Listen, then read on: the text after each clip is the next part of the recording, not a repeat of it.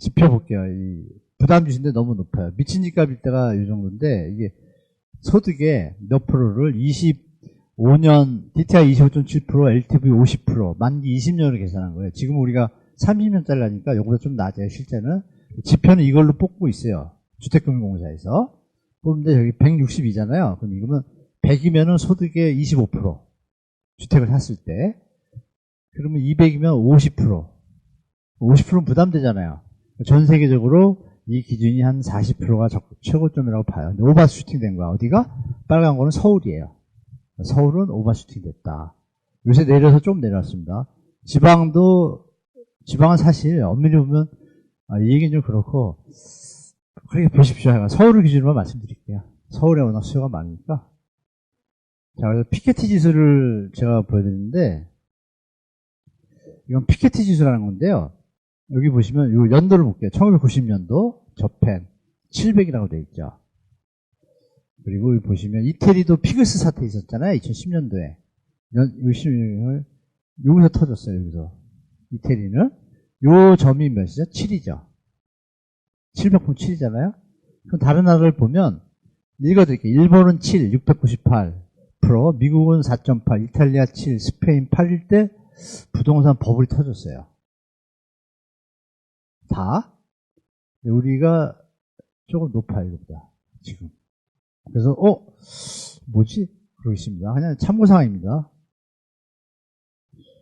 주요국 GDP 대비 토지자산 추이입니다. 이거는 토지경제연구소에서 OECD 자료하고 다 해서 자기들이 만든 건데 100%는 아닙니다. 그냥 보는 거예요. 그리고 여기 보시면 빨간 게 일본이에요. 빨간 선이. 여기 있잖아요. 얘네가 여기 1995년이잖아요. 끝다리가 1990년대에 터졌죠. 95년에서 90년 전에 여기 꼭지가 이 정도 됐습니다. 지금 우리가 그거랑 비슷합니다. 현재. 기분 나쁜 게 데이터들이 너무 비슷한 게 많은 거야. 제가 볼 때. 이거라도 돼야 제가 좀 다른 생각을 하고 시장을 전망할 텐데, 이게 좀 꼭지 왔나? 자꾸 이런 생각을 하는 거죠, 제가. 가처분 소득 대비 가계부채 비중 비율이 지금 높습니다. 약간 높은데, 많이 보셨죠? 이것도 제가 딴 나라를 다 뽑아본 거예요. 일본이 터졌을 때하고 다 체크해 봤습니다. 이거 한 5장짜리인데 제가 한 장으로 써놓은 거예요. 137%, 2008년도 터졌죠? 일본은 140%, 스페인 150%. 근데 아까 말씀드렸던 그 수치하고 이 수치들이 이 정도 수준일 때 터졌잖아요? 우린 그것도 200이야. 너무 높아. 그래서 제가 이건 조정이 필요하다고 얘기한 겁니다. 더 이상 가다간 더 큰일 나겠다. 제 개인적으로 말씀드린 거예요. 참고하시고. 자, 무역수지가 어떻게 돼가요? 자, 이제 지금이에요. 좀 좋지는 않죠, 모습이? 이게 IMF는 제가 빼놨습니다. 자꾸 하다 보니까 저도 가슴이 아픈 거예요. 안 좋은 데이터들만 자꾸 나오는 거예요. 좋은 데이터보다. 그래서 또 들어가서 보게 되는 거죠. 아니, 도대체 우리나라가 이렇게 힘이 약한가? 그래서 제가 봤어요. 빨간 게 지금 마이너스 된 거예요. 특히 우리가 잘 나가던 철강, 이 석유는 우리가 가공해서 잘하거든요. 마이너스 50% 막 이래요. 좀 안 좋더라고. 그래서 원유가 55%가 수입이 감소했어요. 그러니까 지금 물가 안정이 약간 가짜 안정일 수도 있어요. 지금 2.7% 내려온 게. 그 그림이 좀 안 좋습니다. 제가 볼 때. 이거 우리 구조조정이 필요하거나. 여기서 이제 한 말씀 드리면 하는 총리가 얘기했습니다. 얼마 전에 5월 25일 날 기자간담회에서 금리 동결하고 나서 그런데 우리 환경이 동결할 수밖에 없다. 가계부채 문제 다 얘기하시면서 마지막 말은 이거예요. 구조개혁이 없이 재정정책과 통화정책을 하는 것은 우리가 지금 그러고 있거든요. 나라가 망하는 지름길입니다라고 하는 총재가 얘기했습니다. 그거를 알아듣는 사람들은 꽤 있습니다. 저도 알아듣고. 그래. 그 얘기 뭐냐? 정부에다가 반어법을 얘기한 겁니다. 이제 더 이상 방치하기는 힘들다. 국가 경제를 위해서 가계 금리를 안 올리고 있었는데 도리어 다른 문제가 터질 수도 있기 때문에 일종의 아픔을 겪어야 된다 이거죠. 그 소리인 것 같아요. 제 생각에. 저는 그렇게 이해를 했습니다. 그분이 그런 말을 한 건 처음이거든요. 제가 태어나서 처음 봤거든요. 그분이 저보다 똑똑한 양반인데, 영국 파운드, 그러니까 지금 우리가 처음 보는 일들이 많잖아요? 이 하인리 법칙이라고 있어요. 로버트 루카스의 또 합리적 기대 가설, 이런 것들이 있는데, 그 이론들이 지금 상황에는 너무 맞아요. 그래서 여러분들이 사시면서 여기 젊은 분들도 좀 계신데, 뭐, 영국 파운드화가 급락, 처음 듣지 않았어요? 사시면서? 저도 처음 들었어요. 제 나이에도. 영국 수상이 잘리고 이런 거 처음 들었고, 이상한 일이잖아요. 그죠? 없던 일이야. 갑자기 중국의 삼성전자 같은 건설회사가 망했대. 헝다가 망했어요. 그래서 이제 완다, 뭐 펜다 말고, 펜다 고문 이쁜데, 완다는 또 이게 내일 모레 또 터진이 많이 그러고 있어요. 또 엄청 크거든요. 그러면 뭐 이상한 일이 자꾸 일어나잖아요. 그게 이제 이거예요. 하인리 법칙이라고 보험회사 양반인데, 경제학에도 들어오는데, 300건의 자잘한 일이 생기면 29건 정도는 자동차 사고인데, 300건은 저쪽 사람 안 다치잖아요. 29건은 보면 부딪혀가지고 좀, 뭐 이렇게 2주, 3주 나오고 뭐 이런 거 있잖아요. 근데 한 건은 사망인 거예요. 확률적으로. 큰일인 거지. 그걸 이제 하인리 법칙이라. 이 사람이 몇십 년 연구가지고 책을 만들어가지고 이게 이제 경제학에서도 들여오는 거예요. 우리나라 전문용어로 하면 어떻게 돼요? 아닐 땐 굴뚝에 연기가 날까. 딱 맞죠? 이 사람 얘기랑, 그죠? 그렇게 그냥 생각하시고. 이 양반이 이제 미국 글로벌 금융이 터질 때 실존 인물이에요. 빅쇼트란 영화 보신 분 계실 거예요. 여기 이제 잘생긴 크리스찬 베일이 주인공을 맡았어요. 이게 실존 인물이고. 약간 비슷하죠? 예? 얘가 뭐냐면 그때 올인한 거예요. 미국 부동산 폭락한다. 그래서 돈을 막 긁어 모아가지고 풋옵션에 배팅을 한 거예요. 집값 내려가면 뭐 그런 거 있어요. 풋옵션 해가지고 대박이 나서 그 어마어마한 돈으로 회사를 차렸어요. 인베스트 그룹을. 그래서 유명해요. 이 사람이 약간 똘끼가 있어. 똘끼가 있어가지고 트위터를 하는데 트위터에다 보통 올리고 그냥 있잖아요. 이 사람은 딱 올리고 5분인가 10분 있다 지워. 추종자가 너무 많아가지고 피곤한가 봐. 트위터에 올리고 지워. 그게 메시지야. 근데 실제로 미국에서 게임스탑하고 테슬라 이거 할 때 다 맞췄어요. 그리고 요번 연말에 셀 쫙 쳤어요. 이러고 지워. 이걸 알아듣는 사람 움직이는 거예요, 그냥. 그냥 그렇게 보시면 되고. 자, 여기서 이 그림을 이제 좀 보면 좋을 것 같습니다. 저도 부동산 시장이 너무 경제에 흔들리기도 하고 따로 놀기도 해가지고 헷갈려서 근데 경제 침체가 난다 그러는데 해서 뭐 쫙 보다 보니까 제가 찾아냈어요. 여러분도 처음 보실 거예요. 저도 처음 봤으니까. 왜냐하면 최근에 올렸으니까 처음 보겠죠. 찾아냈는데 요점은 뭐냐. 이 네 개의 큰 요인이 있는 거예요. 제목을 말씀드릴게요. 리세션 히스토리, 하드 소프트 랜딩. 그러니까 경착륙이냐, 경착륙이냐의 역사. 미국의 역사. 경착륙은 경기 위기나 침체 수준이고, 연착륙은 그냥 경기 둔화죠. 그거에 맞춰서 또 시장도 따라가잖아요. 이게 이제 제가 만든 게 아니라 이 프레드 걔들이 올려놓은 거예요. 여기서 보면 나름 제가 애니메이션을 넣었는데 그러면 네 가지 요인이 있어요. 근데 한 두 가지만 보시면 돼요. 제가 공통점 찾느라고 실업률하고요. 노란색이 실업률, 빨간 게 금리예요. 그러면 볼까요? 자, 노란색이 내려가죠. 빨간색이 올라가죠. 다시 하나. 노란색 여기 쭉 내려오죠? 내려오는 데가 이렇게 있죠? 내려오는 데가 이렇게, 그죠? 여러분? 그리고 빨간색이 올라가는 데가 있죠? 이렇게. 올라가는 데가. 그럼 올라가죠? 이렇게? 그럼 내려가고 올라오고가 겹치는 걸 제가 쭉 보니까 어느 시점에서 공통점이 있죠? 어떤 공통점? 막대기들이 있죠? 막대기 하얀 잘 안 보이죠? 이거 껐는데 제가 안 보실까봐. 이 막대기들이 미국에서 일어났던 8번, 7번의 원래 8번인데 하나 빼먹었네. 7번의 부동산이나 경제 침체, 위기 둔화의 막대기예요. 여러분 IT 버블, 2008년 글로벌 금융이 그거 다 들어보셨잖아요? 요게 그 기간이에요. 2008년 글로벌 금융이 2년 동안. 그러면 그 전의 현상이 뭐냐? 실업률은 내려가고 어느 정점에서 실업률이 내려간다는 건 뭐예요? 경기가 좋은 거죠? 좋으니까 버블이 생기고 물가 인플레이션 압력이 심하니까 금리를 올려줘야겠죠, 살짝. 올리고 나서 약간의 충격으로 경제 침체, 위기, 둔화 셋 중에 하나 온다는 얘기예요. 왔었다. 그동안 역사에. 100% 중요한 건 100%. 그거는 이제 통화 공부를 많이 하면 압니다. 올 수밖에 없다는 거. 정도의 차이지. 얼마큼 크게 오냐 적게 오냐 차이거든요. 자, 그런데 저는 여기서 보면 이거 길잖아요. 왜? 코로나가 한번 붙여줬거든. 너무 길어, 선이. 그리고 금리도 그동안 너무 낮았어. 이제 올라가기 시작했죠. 이게 2020년이에요. 그러면 이제 이 정도 3년 넘어와서 역사니까 아직 안 터진 건 안 보여주는 거예요. 그죠? 이걸 왜 올려놨을까요? 최근에 올렸거든? 제가 이걸 찾아내고서 속으로 막, 와, 씨. 조심해야겠구나. 그래가지고, 이거 좀 참고하시라. 그러니까 그러면 미국이 잘해서 경기 둔화 정도 할 수도 있고, 침체, 위기는 안 올 것 같아요. 지금은 학습 효과가 뛰어나가지고 준비들 많이 했잖아요. 좀 마음에 좀 해야겠다. 막연하게 뭐 금리 인하는 좋아지고 이런 얘기 떠들지 말고 데이터 얘들이 할 일 없어가지고 이걸 만들어가지고 보여주겠어요. 이런. 그리고 파월이 이런 얘기 했잖아요. 금리가 물가가 2% 되기 전까지 젊은이들이 집 사는 걸 신중히 고민하라. 그거 힌트예요. 왜? 젊은 세대들이 나중에 투표할 사람들인데 그분들이 이거 모르고 따라갔다가 다 영끌 피해처럼 되면 바이든한테 욕먹을 거 아니에요. 파월이. 그죠? 그래서 힌트를 주는 거예요. 저는 그렇게 생각합니다.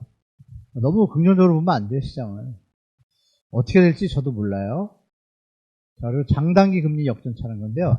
국고채 금리에 10년물하고 3년물하고 2개월물하고 다 이게 금리가 다른데 그 금리 차가 역전이 되는 경우가 있어요. 역전이 되면 또 칼같이 아까 그 막대기가 나타나요. 현재 시점 내려왔죠. 여기 내려왔죠.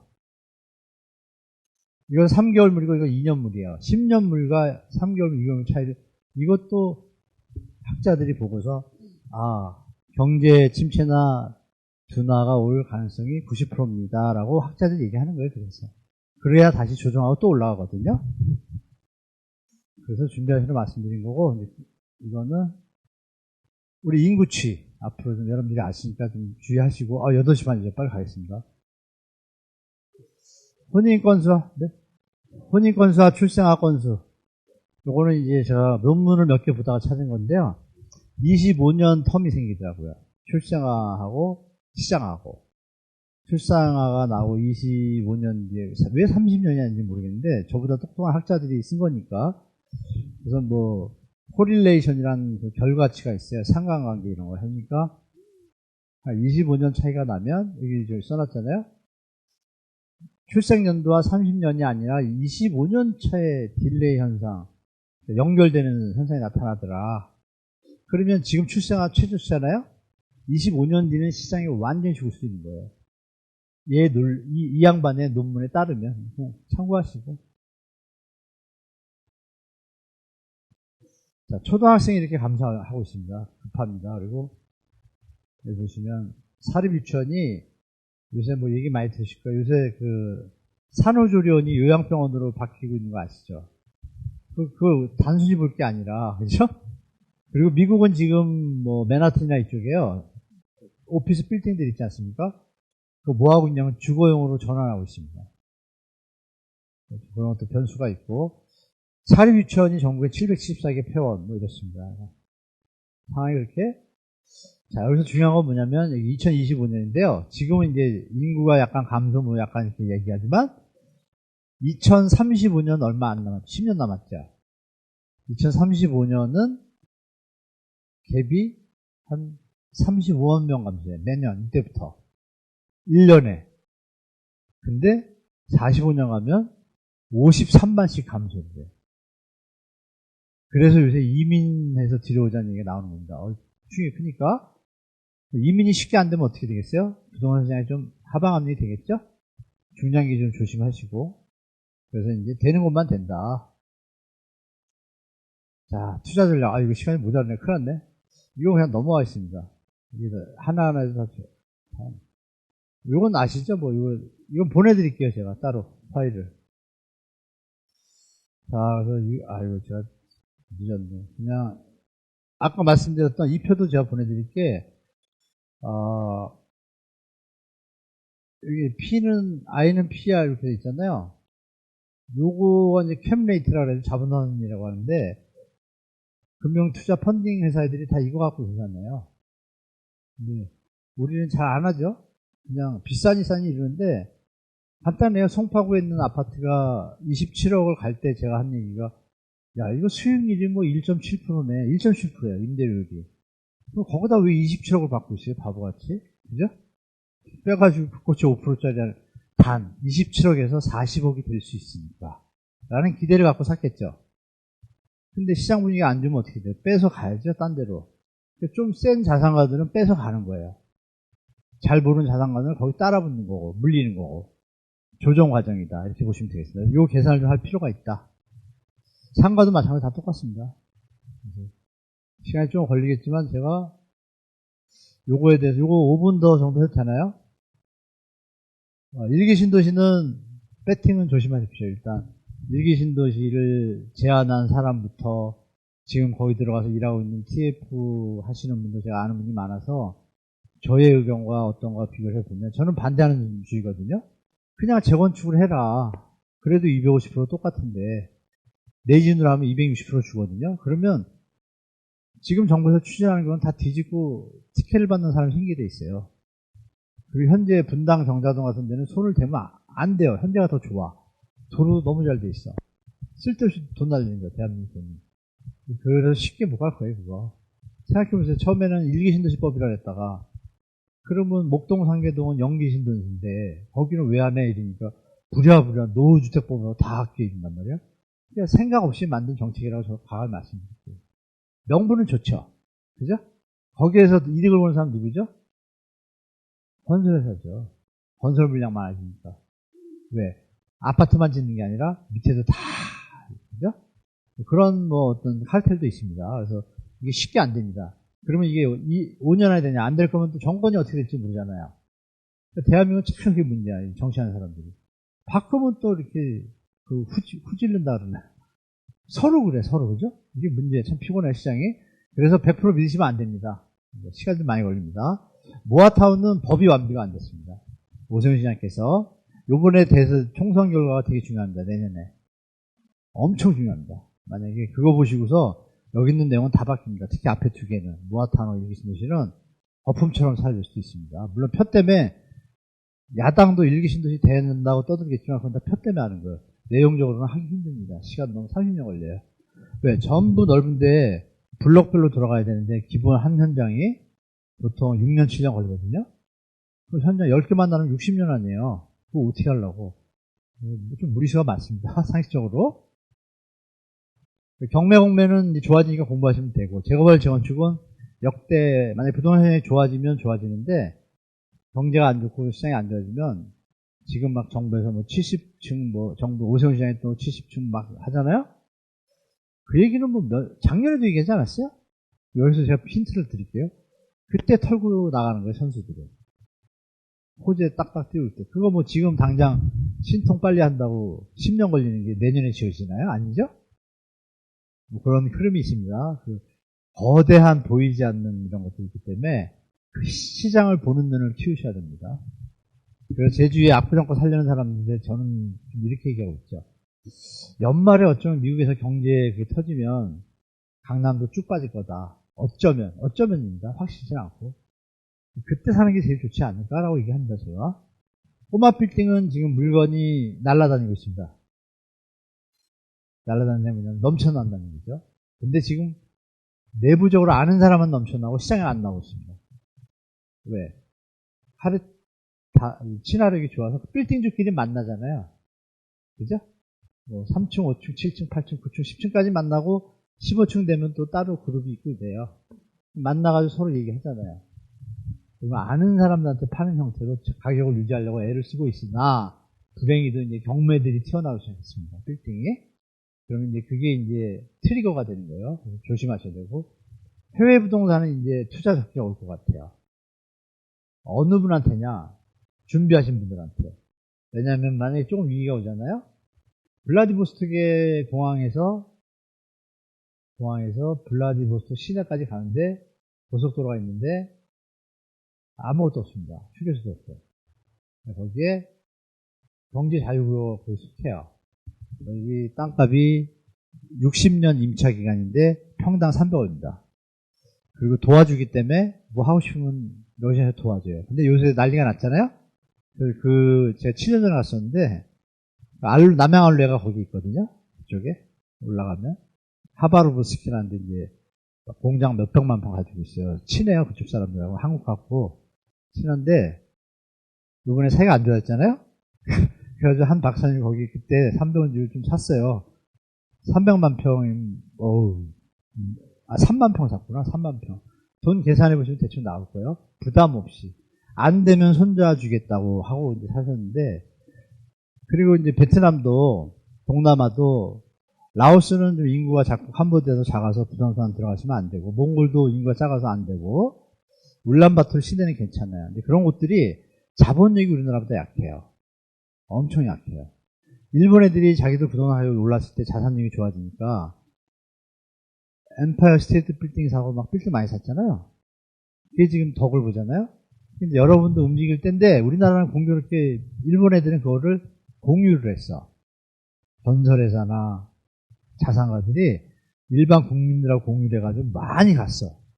근데 우리는 지들만 드시려고 잘 몰라. 그래서 제가 얘기하는 거예요. 그래서 연구에서도 준비를 하셨다가 터키하고 아르헨티나 지금 물가 100% 막 난리 났거든요. 지금 심하게 하면 껌값이에요. 아르헨티나 전 세계 5위 국가였잖아요, 한때. 기본 가락은 하거든요. 그러면 저렴할 때 사면 당연히 언젠가 제가 좀 찾죠.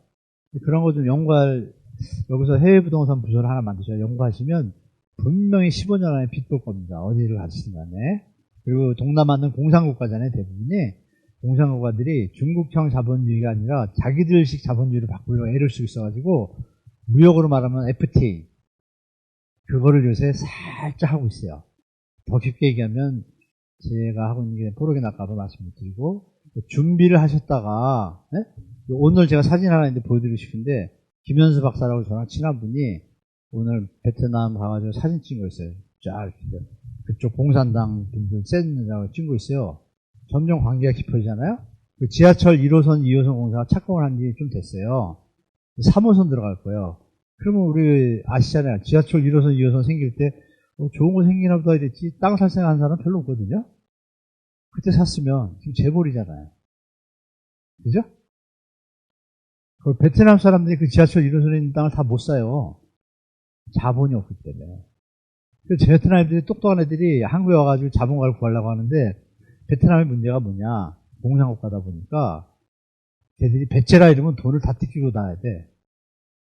이런 문제가 있어서 그거를 고치려고 애를 쓰고 있어. 그럼 고쳐지는 순간 어떻게 돼요? 인제 투자할 수 있는 거야.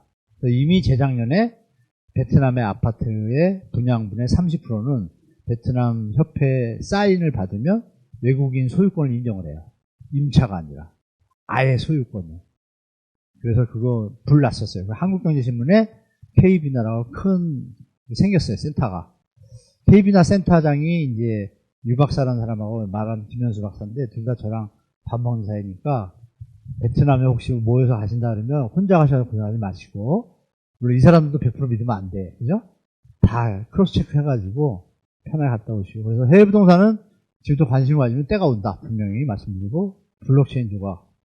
자, 다음 장 한번 볼까요? 아, 그치.